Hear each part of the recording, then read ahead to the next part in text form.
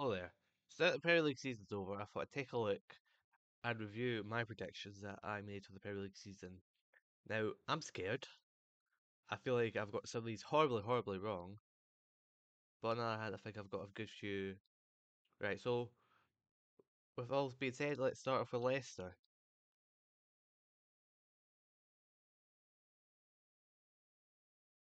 So I was wrong about Leicester. They finished 18th where I said 20th. However, they were probably one of the worst Premier League sides I've seen.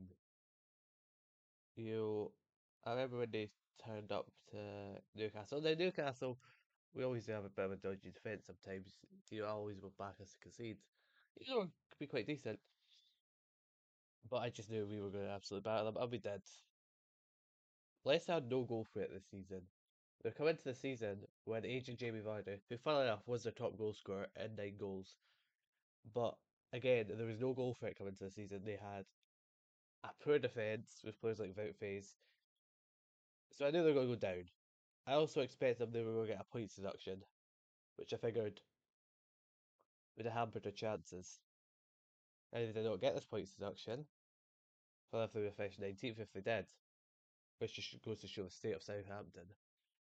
For a former Premier League champion, this was a dreadful season. I don't think they'll come back up next season either, because they're currently in talks to get Russell Martin, a man who I would even take for the Scotland job. I genuinely fear for Leicester next season. I think they could really struggle in the Championship. That squad they have got, there is like no talent at all, and I think they will struggle coming back next season. But again, I was wrong. I was off by 2 places. Let's take a look at the next year I predicted. So Southampton finished bottom compared to 19th, which is what I said they would finish.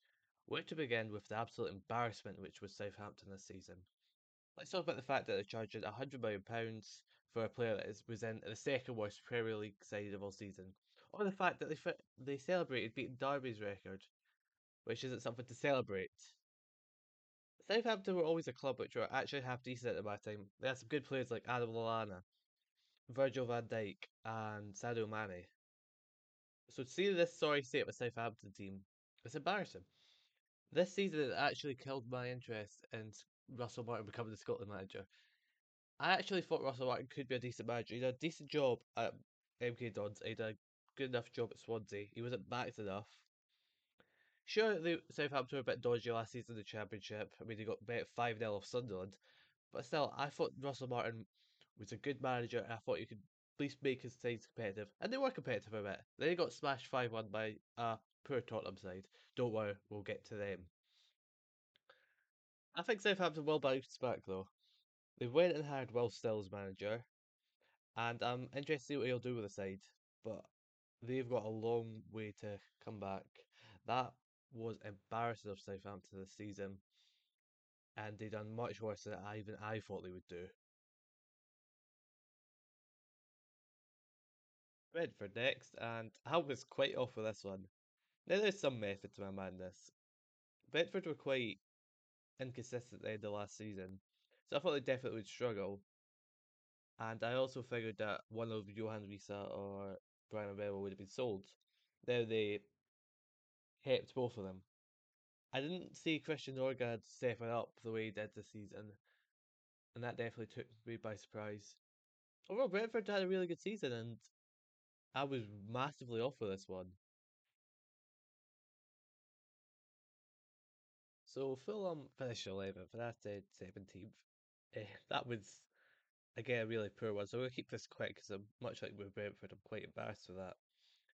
I made this before they went and signed Sander Berge, and they made a few signings. As they just lost Joe Polina, I figured that they would also lose Marco Silva. But Fulham's done pretty well this season. I didn't expect Smith Rowe to kick on.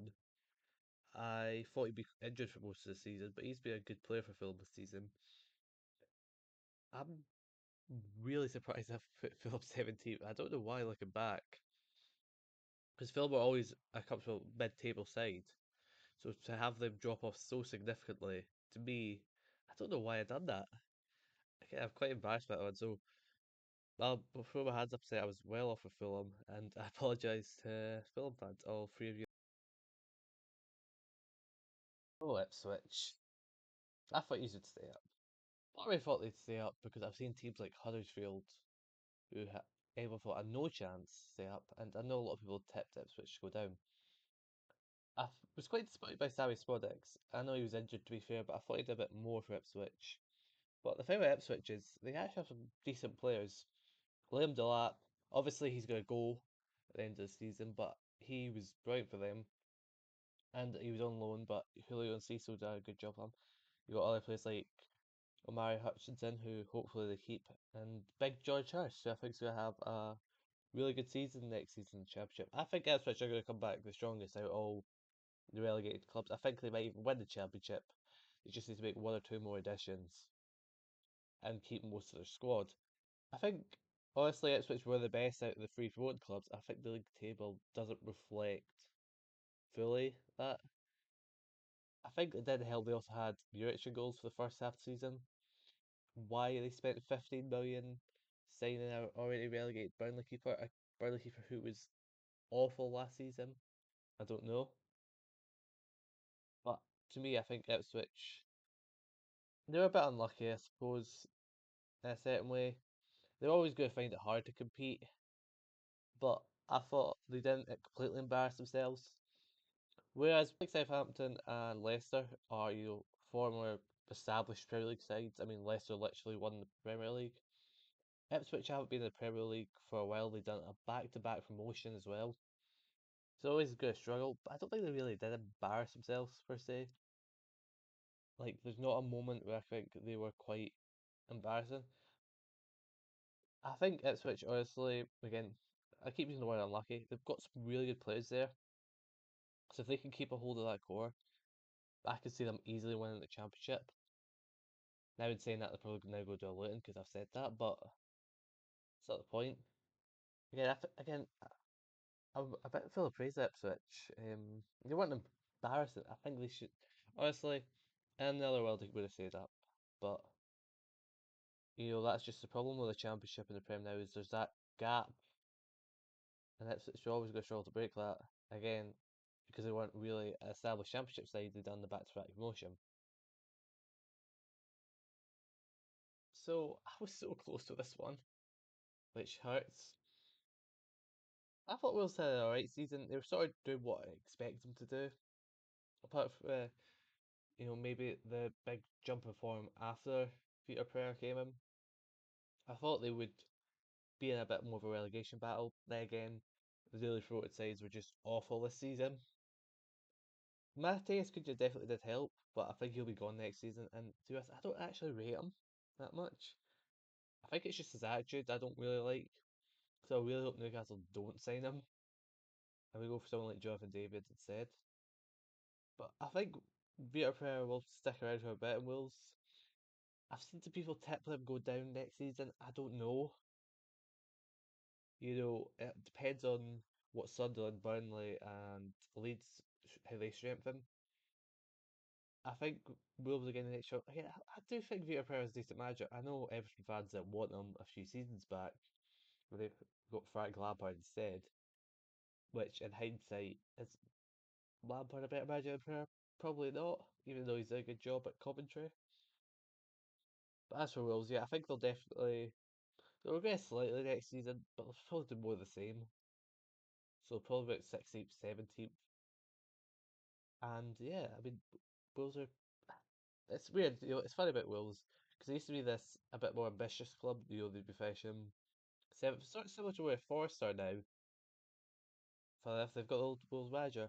But ever since they've sacked Nuno, they've massively regressed, and they're not getting these, brilliant Portuguese players like Ruben Neves and Diogo Jota. So yeah, I think Wolves, they'll struggle next season, but they'll probably stay up. Again, depending on the summer transfer window.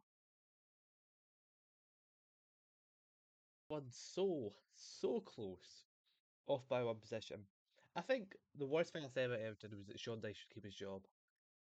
I figured he would have left at the end of the season, but I figured he would probably stayed throughout the season.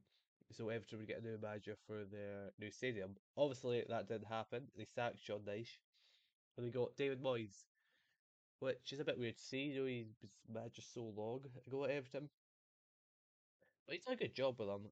And I thought, honestly, he might have got the Scotland job in this time frame that he was going to get the Everton job. I figured Steve Clark might have left, but it looks like he's leaving next year. Will Moyes get? I don't know. I think Everton, they're sort of in that mid-table space for a while now. I don't see Moyes kicking on and getting Europe for them, even though they've played good. You know, Bet was be a really good player for them this season, and I expect to see big things for Jake O'Brien again. I don't know about Everton. They're such a hard team to predict because obviously I used to do predictions with my friends and my family when I was younger, and Everton were one of those teams that I'd always think, oh, they're probably going to push on and get Europe, and then they do so horribly bad, or they just wouldn't reach the heights that you'd think they would, given the squad they had and the money that they were spending. So will they kick on to get Europe? Probably not. But it was a solid season for Everton, and will Moyes be there though next season? That's a tough one because I can see Everton's owners who are quite ambitious just kicking them to the curb in favour of getting someone with a bit more name power. But then he goes and gets the Scotland job. So I don't know. Everton are again just such a. Of all these teams in the league, I think Everton for me is the hardest one to predict because you never know. And I'm kind of glad that I got at least within one place of them because Everton are always in a relegation battle, or they could be pushing for Europe. And to be honest, if they kept boys, they could have pushed on and maybe challenged for Europe. They could have been, top 10. So I don't know Everton, and again, they're just such a, for me personally, they're a hard team to predict. I also hate them because they've got Jordan Pickford, boyhood Sunderland fan, and now they've got David Moyes, who I get he's Scottish, so you think maybe you'll like him because he's Scottish, but to me, he's done the two cardinal sins, that being manage Sunderland and play for Dunfermline. To me, I mean, if you don't do one and you go on to do something well for Scotland, like a Stephen Fletcher, you can sort of look past it. But to do both, that's a hard thing to look past. I did back Forest enough. I'm just gonna put that right at the gate. I said 13th and they went up and finished 7th. Now, to be fair, I saw a good few people and good few predictions saying Forest would either be a relegation battle or they'd get relegated. I don't think that'd be the case. I knew Forest had a good squad, the likes of Alanga, Hudson-Odoi, Wood and that, but I didn't expect them to kick on so well. And don't get me wrong, I'm happy for Forest. They are a big club, and just I can see them winning the Conference League next season. Nuno is very good in cups and that, but part of me is a bit annoyed that I didn't back Forest stuff. I don't think in any world anyone's predicted Forest would get European football, but to get what they did is really impressive, and it's a credit to Nuno Santo. I know there's been talks about Nuno leaving because of the whole argument with Marinakis. I think if Forest were to get rid of Nuno, that would be catastrophic for the club. He's done such a good job there, and it cannot be understated. And people say, "Oh, but they bought the Champions League." They didn't really. They weren't even in. Sure, they were in the spaces, but no one actually thought Forest would get Champions League football at the start of the season. So fair play to Forest. Again, 13th. I thought it'd be generous, but I underestimate their ability. And for me, next season, it's all about if Forest can keep their players like Murillo, like of Gibbs White. If they lose key players, they will struggle next season. But I expect them to have a solid season next. A bit of a drop off. I could see them winning the Conference League. They've already got the European pedigree, being two times Champions League winner, and they've got a good manager. So if they can keep the squad, they keep the belief. I think Forest will do well. What you said about Everton being the hardest team to predict. Well, I take it back. Brighton might be the hardest team to predict. You asked me when they came up, and we came up, back in 2017. If I thought Brighton would still be in the league by now, I'd say no. I really don't know what to expect with Fabian Hausler, but he's had a bright debut season. He was only 4 points off Forest as well, so he was close to getting Brighton back into Europe. I thought they'd finish about mid-table. They've got good players like Matoma, and they've signed Giancuba Mente. They've got João Pedro, but I didn't expect them to be pushing for Europe again. I thought Brighton would probably fit into the mid-table, about 12. But no, really kicked on. They've had a pretty good season. Of course, they beat us to the cup and that, but I don't know. I was a bit reluctant to go all in on Fabian Hesler because he's such a young manager with such a lot of experience.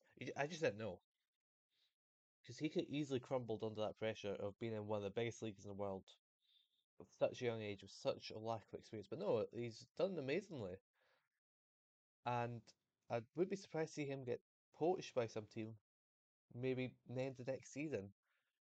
If especially if Britain kick on, and do get Europe.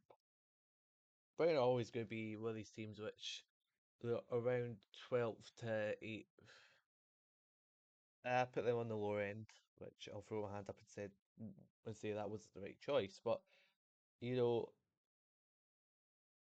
where some of the teams around them, like a Bournemouth, who I'll get to, may lose a few players. I don't see Brighton lose as many players this summer.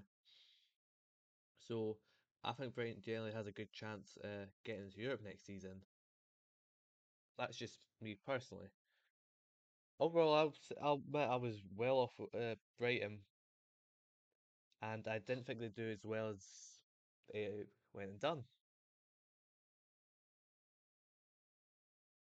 I was so close in this one, and it actually hurts. I was only one place off, but fair play to Crystal Palace. They went and won the FA Cup instead, and they're going to be in the Europa League next season, which often joke Crystal Palace is the most boring team to support in the Prem. They've went and got to Europe, and they've got so so many ballers. You've got Ismail Assar, who I didn't think would be as good as he would be this season. You've got Eze, and you've got Mateta. The only player that really disappointed me this season for Palace was Eddie Nketiah. I thought he'd have a bit more impact on this Palace side. They did, but still, fair play to Crystal Palace. And I don't think they're going to win the Europa League. I think they'll have a very similar season to Brighton, but I would expect big things with Joel Fleet Mateta in the Europa League. Don't know Palace. It feels weird seeing them in Europe. It really does, because they're one of these teams that are never usually up there challenging for Europe. They're always sitting mid-table. But Glasner's a good manager for Europe. He's won it before. He beat Rangers in the 2021 Europa League final. So I think they'll get around quarterfinals, maybe around the 16. Obviously, it depends on the league format and who they get in the draw. But yeah, fair play to Crystal Palace, though. And again, it's a very exciting time to be a Palace fan. And they're only adding to this narrative of it being the year of the underdogs. Do you know what? This is the fourth one, which I've been off by one place. But again, a good season for Bournemouth. So when I was originally writing this up, where I was going to put each team for my last season's predictions, the season's predictions, I was actually going to put Bournemouth seventh. I believe Bournemouth could get into Europe. And I was close to being right with that. And then they had the mid-season drop-off. But even still, an amazing season for Bournemouth. I remember a lot of people doubted Andoni Iraola as manager. But I knew when he came in, he'd do a good job. I mean, the man beat Real Madrid as Real Vallecano boss. People thought they struggled because they lost Solanke. They brought in Evan Nielsen. He's been class for them. Bournemouth also have quite a lot of good players like Semenyo, Tavernier, Hodgson, and the problem with that is they might lose them next season. I've seen that Dean Hushed looks to be going to Real Madrid, and Semenyo's been linked to United. Now, if he chooses to leave Bournemouth for Man United, that's a whole different thing. But fair play to Bournemouth. So I know I said fair play to a lot to Chris West, but Bournemouth, I was so close with them, it's actually painful. But a top 10 finish, they've been building steadily on the past few seasons, and considering a lot of people thought they'd go down when they lost 9-0, to look two seasons after that, and they are, pushing for Europe, fair play. And I think they will push on to get Europe. Everyone talks about they could lose their players, but they've lost players before and they've been able to replace. And that's the one thing you have to say about Bournemouth is they're able to replace these players.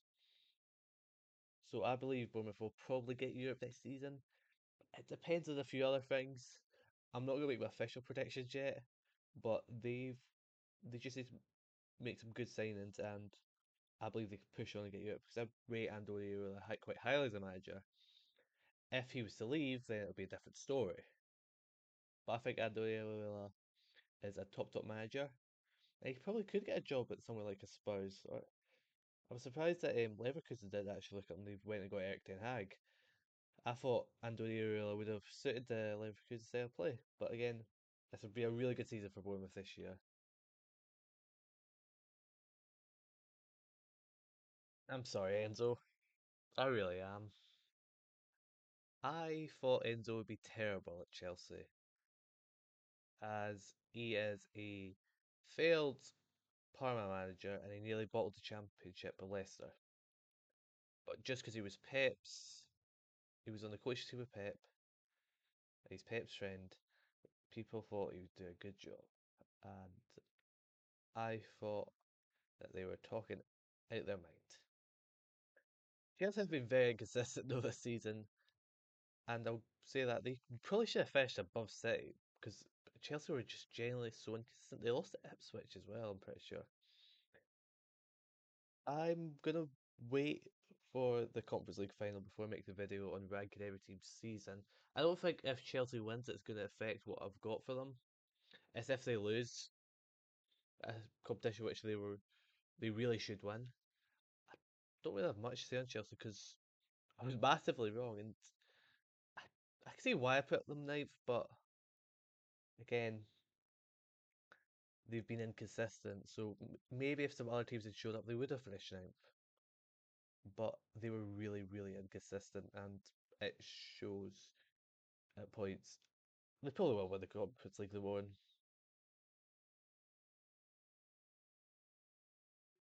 West Ham. West Ham. Where did I begin? Well, the fact that I said I don't rate Lopetegui as a manager, and I still choose to stick them eight. I genuinely did not think they'd be this bad. Now, funnily enough, there's teams below them that were even worse. But West Ham had a promising transfer window with like the Somerville, Wan-Bissaka. To be fair, he's been good. Fulkrug, plus players like Paqueta, Bowen, Kudus. I genuinely thought West Ham could push for Europe, even maybe win a cup. But by God, were they awful. This is what happens for West Ham. They'll go in, they'll get a decently sized manager, because this happened with Pellegrini, it's happened with Lopetegui, funnily enough, two former Real Madrid managers, and they'll spend some money. You think maybe West Ham they could push on, but nope, they go back to mid-table mediocrity. And here's the thing: I do not rate Graham Potter either. I think West Ham will probably be mid-table again next season because I generally don't rate Potter.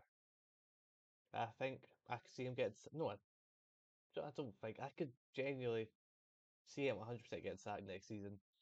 And I don't think West Ham fans are keen on him either. What a disappointing season by West Ham. They will probably rank quite low when I do this Premier League ranking every Premier League team seasons.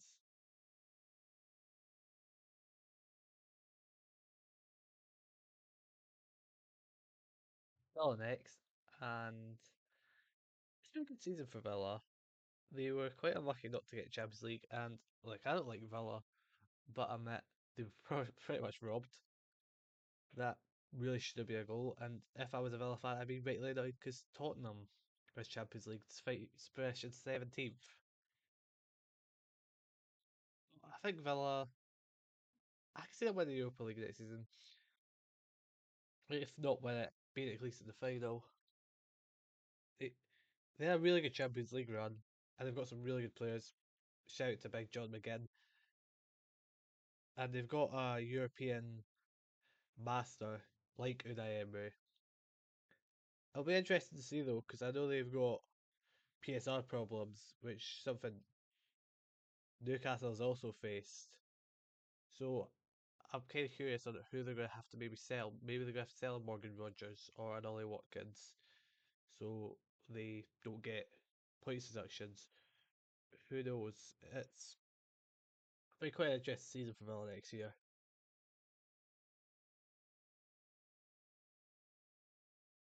Where to begin with the sorry state, which was Man United this season? I've seen Man United be bad. I mean, even under David Moyes, though, they finished seventh and won the Community Shield. But this is atrocious. You've got Man United fans greeting on TikTok because their team finished 15th and lost to Tottenham in a Europa League final. Their one of the only highlights is Alejandro Garnacho, who will be sold, and you'll be lucky to even keep Bruno Fernandes next season. However, I see a lot of people writing off Man United next season. Man United will be back. Surely, they're Man United. They are arguably the biggest team in England. Oh, but Liverpool win the title, you can argue otherwise. And I do rate Ruben Amorim as a manager. He's done good work at Sporting. I think he just needs a bit more time. He really shouldn't have came in this season. I think honestly, Man United should have had an interim like a Ruud van Nistelrooy till the end of the season, and then bring Ruben Amorim in, so that he gets a pre-season to implement his methodologies and that.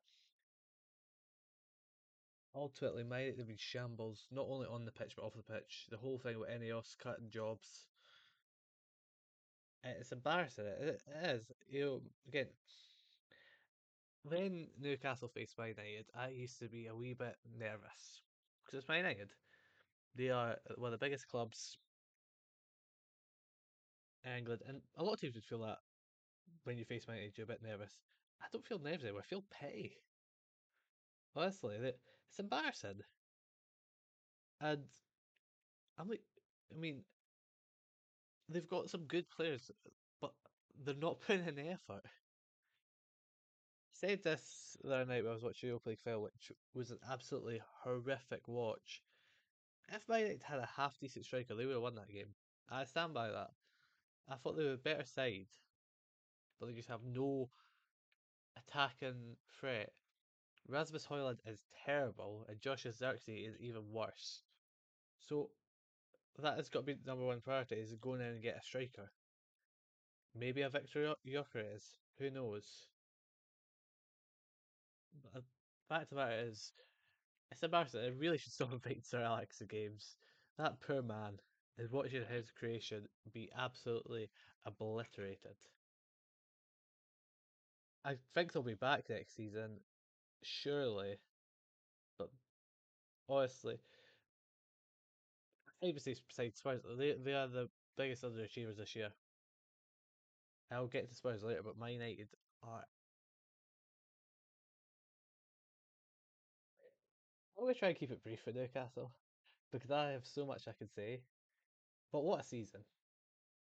To finally win a trophy in 70 years, to have some of these players etch their name into Newcastle history, like a Dan Burn, a Bruno, like a Isaac. It's been an incredible season. Now, funny enough, this is my first correct prediction, but it feels like I should have got it right because we balled at the end. We really should have bet Everton on that final day. But besides that, I don't care. We've got Champions League, and I'm hoping for a similar type of game to what we had with PSG a few seasons back. Against who? Maybe a Real Madrid, maybe a Will Sula hat trick. Who knows? But what a season it has been for the club, and I think a lot of people have directed a lot of praise to maybe an Alexander Isak. Fair enough, but there's two players I feel deserve praise. Number one is Dan Burn. He's been amazing this season. He did have a slight wobble midway through, but been amazing. And that'll be Jacob Murphy. Jacob Murphy I'd written off previously, I admit. Especially with struggling out on loan. I'd written Jacob Murphy off. But the turnaround this man has had this season has been amazing.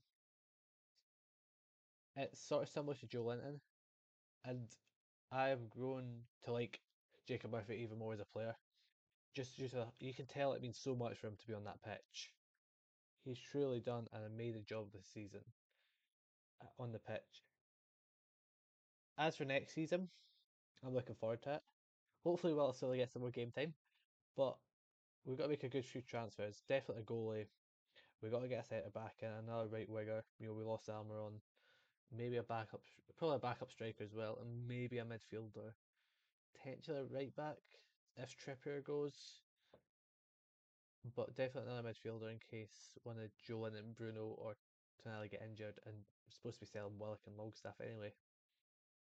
So yeah, what an amazing season!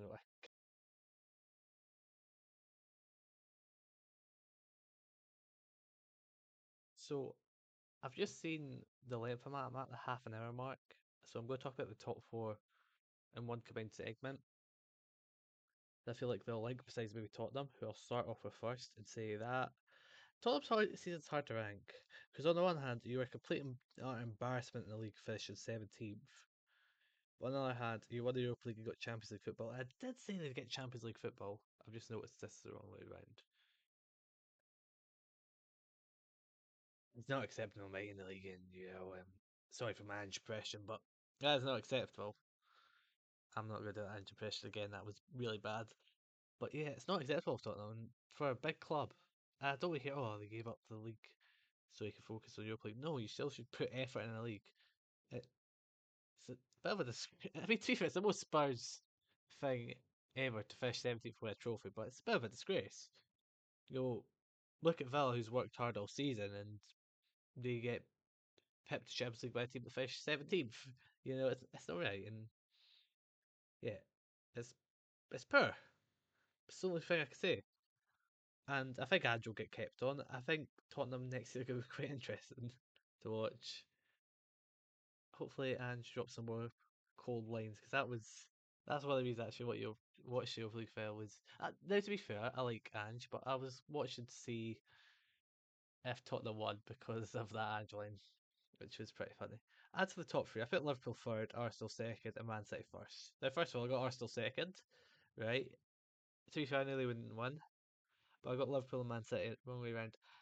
I'll start off with City and say they had a very poor season, a really poor season, and it just showed how much they missed Rodri. But the second half of the season, they did kick on, even if they did lose the FA Cup.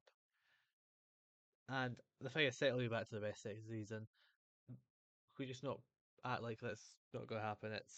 City will be back to the best next season. They're going to have Rodri back. I have heard, well, I've seen that Pep wants to quit because the squad's too big.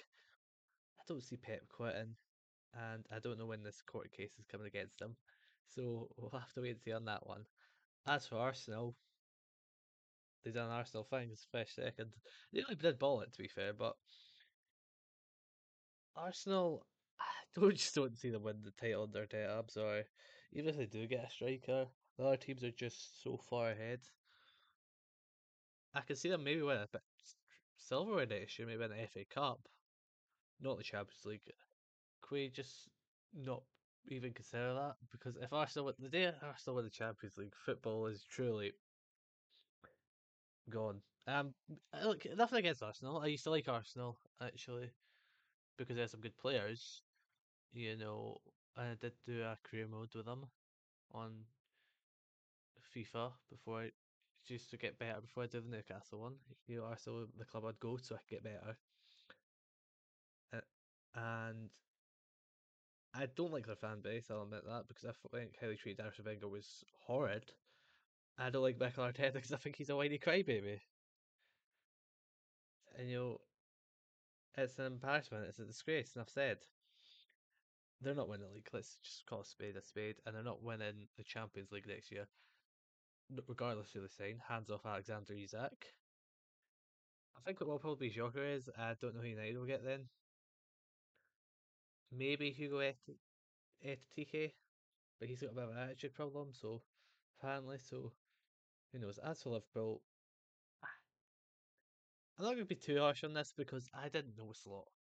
It's not anything against his management ability. It was the fact that he was replacing Jurgen Klopp. You know, you saw it at United when United replaced Ferguson with boys. United massively dropped down the table. And Liverpool could have something similar, but I still thought they had a good enough squad where they would finish third. And they done two places better won the league. There was times they were a bit wonky, you know. They lost the Carabao Cup final, they lost the PSG, but ultimately Liverpool are a pretty good place. And once they signed maybe a left back and definitely a striker, Liverpool, I could see them winning the Champions League this year. I think Slot's a really good manager and he's a really good replacement for Klopp. I don't think they'll win the league though. I just see City coming back, and that is nothing against Liverpool. They've got such good squads, but at City, they always come back. They are the purple guy of the Premier League. As for, I think it'll be closer. I think they'll get second, and Arsenal will probably drop down to third, but they'll probably win the FA Cup. That's my guess. City, I don't think they'll win the Champions League though. They could do, but I can see Liverpool maybe win the Champions League, and then City win the Premier. I don't know. I'd have to see how the other teams in Europe strengthen. I'm not going to say such shit like Newcastle win the Champions League. I would love for us to go far. I think we'll get the quarters at least. I'd take that. But yeah, I think Slot's quite a good manager, and he's definitely a lot less woody than Jurgen Klopp. But again, when they get a better left back, and I say that with quote marks, I really like Andy Robertson, and they get a better striker who's not Darwin Núñez. Liverpool next season could be dangerous, and I think it's going to be a really close title race between first to third next year because Arsenal, when they get a striker, they're going to look a lot more dangerous. Liverpool, when they get those two upgrades, and City, they're going to be back to their best. That's going to be a. And then you have teams like Newcastle, who I believe are an outside shout. I'm not saying we're starting crazy like we're in a title charge. No, no, no, no, no. But we're going to be an outside shout. Then you'll have to look at teams like Tottenham's going to be back, probably. United. Don't think Villa's going to be in the title shout, but they'll be definitely Champions League chasers. Could Forest be chasing Champions League? Chelsea will.